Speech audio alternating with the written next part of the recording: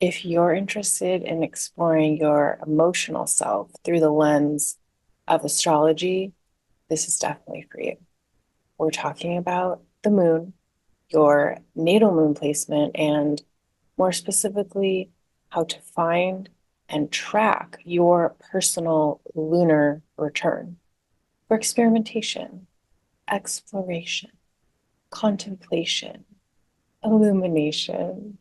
Hi, I'm Ellen, and welcome to Gently Wander. Today, we're talking about the moon. We're looking at lunar returns, which is the day on which the moon comes back to the place it was at the time of your birth. It happens about once a month.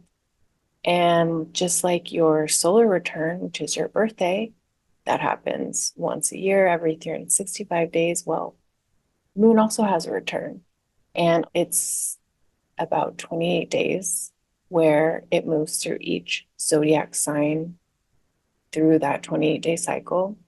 And one of those days is your lunar return, is your lunar return. So the solar return is kind of like your personal new year.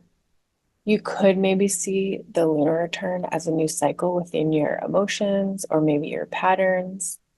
And I propose that there's something to discover there. If you know your moon placement, awesome. And if not, definitely check out my tutorial, which is linked below, showing you how to get your free natal chart. So the moon represents emotions and the subconscious, the intuition, like all the things underneath the inner subjective experience of life that no one really sees. Like it's more like inside of you. And the moon can show us patterns of behavior or self-sabotage, like addictions. It also can represent our moods, the way we experience, process, and express emotions. It can also represent the home, as in the body as a home, where we live our lives, and then also the structures where we live.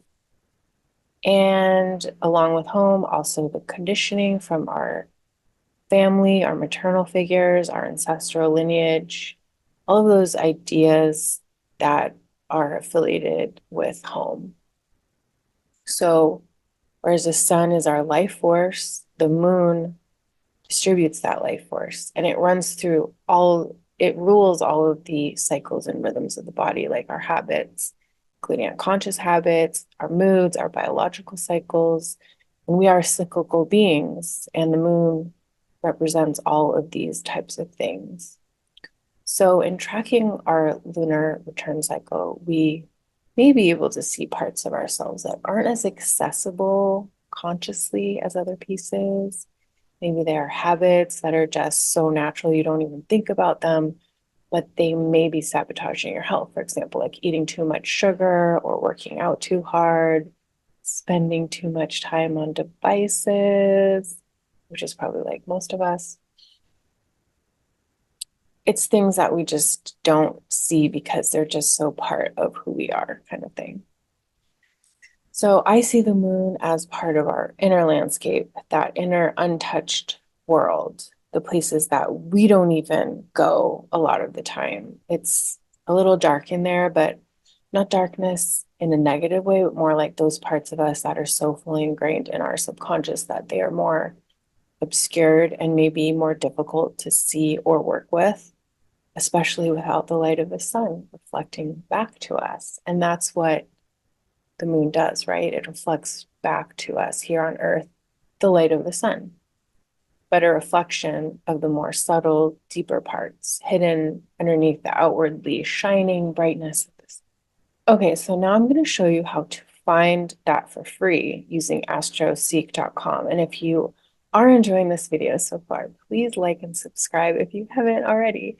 And thanks so much. It really does mean a whole big bunch. And here's a tutorial. You can make an account if you don't already have one, but you don't need to for this. We're going to go into the free horoscopes, and then the drop down, you're going to select prognosis, solar arc, and solar return. That's going to take you to free prognoses. and you're going to select Lunar Return Chart. Once you go there, you're going to put in your birth information and then calculate your return. So you can also choose other planets in here, but we're focusing on the moon right now. And then for 2024, we're in June right now. So the next one coming up for this person would be June 28th at 4:59 a.m. You can see the return chart and the birth chart plus the return chart. The other thing is you can put where your current city is, like where you're going to be at that point in time. And when we go to the return chart, this is just showing you that day where the aspects are happening, like globally for everybody. And then to see the transit chart, this would be your information in the middle, and then the transits going around the outside. You can cross-check it and see that the moon is at exactly 4 degrees Aries. And this is the time, or this person's lunar return will come exact. So basically, we can put this into our calendar as a reminder. So you can just put in whatever days for each month that's coming up. So now that you have found your lunar returns, I have an invitation or some homework, if you will. And that is for you to track your lunar cycle for 3 months and see what themes and patterns might come up within that. For example, you can journal on the day of what you are feeling, experiencing in the emotional realm, maybe the quality of the emotions you are feeling that day. And then as you track through the months, you can see if any themes tend to repeat, or perhaps a lunar return day creates an emotional atmosphere that lasts for the month, or maybe just for that day. Really, it's just to see what you notice. There is no right answer. This is about tracking your return and feeling and experiencing what comes up for you versus looking outside of yourself for the answer. It's really feeling into what you are experiencing. And of course, the moon does not exist in a vacuum. The sky is always shifting, and there are natal aspects to your moon placement as well as transits to the moon. So the idea of tracking over time would also be to get a sense of how the moon interacts with all of that as well. And if that sounds too complicated, it really is a practice of noticing. And to me, an experiment in feeling into how you experience your natal placement instead of going outside. So it would be to tap into your inner understanding and knowing of how you are sensing and cultivate your own empirical understanding. Also, in my own life, I feel like kind of culturally, I wasn't really taught to feel my feelings or emotions or express them. So it can also be an experiment to see how to work with the emotional self, where your emotional life feels good or bad, find what feels right for you outside of all that conditioning.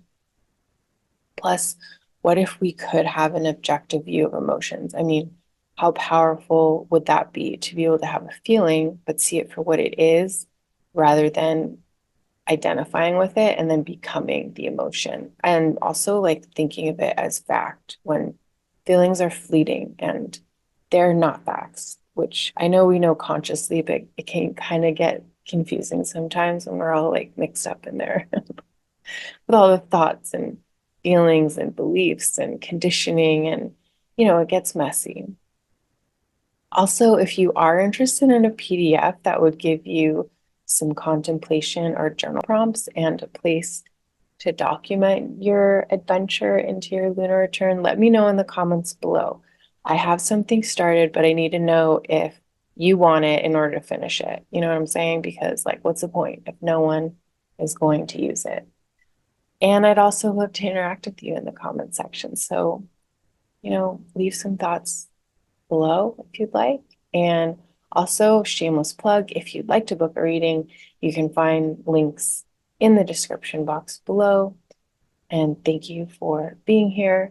Have fun with your lunar return adventure, exploration, and contemplation.